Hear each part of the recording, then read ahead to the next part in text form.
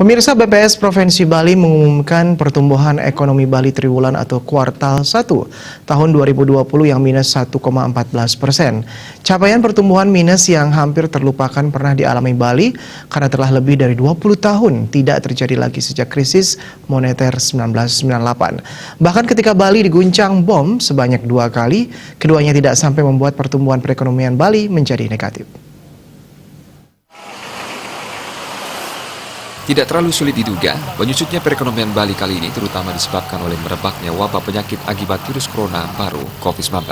Wabah menyebabkan dibatasinya pergerakan masyarakat dalam rangka mencegah atau mengurangi penyebaran pandemi yang dirasa sangat mengancam ini. Sebagai daerah kunjungan wisata, Bali langsung merasakan akibat penurunan pergerakan ini karena hampir seketika jumlah kunjungan wisatawan baik mancanegara maupun domestik Nusantara langsung terjun bebas.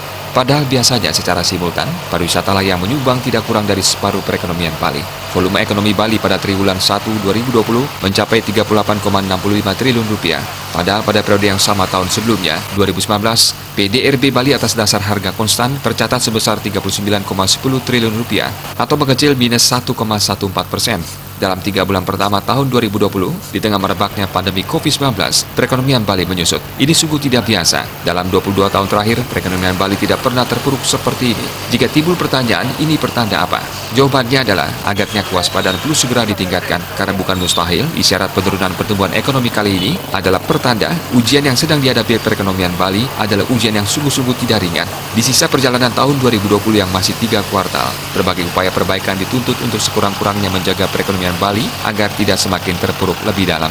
Sekarang kuartal 1 sudah lewat dan Bali memasuki setengah bulan Mei 2020. Pandemi COVID-19 yang dirasakan di Bali belum tegas memberi gambaran penurunan, demikian pula di lingkup nasional dan bahkan global. Dengan gambaran situasi semacam ini dan kenyataan, berbagai pembatasan masih diberlakukan, sulit dibayangkan kapan pariwisata Bali akan bisa menggerakkan perekonomiannya kembali.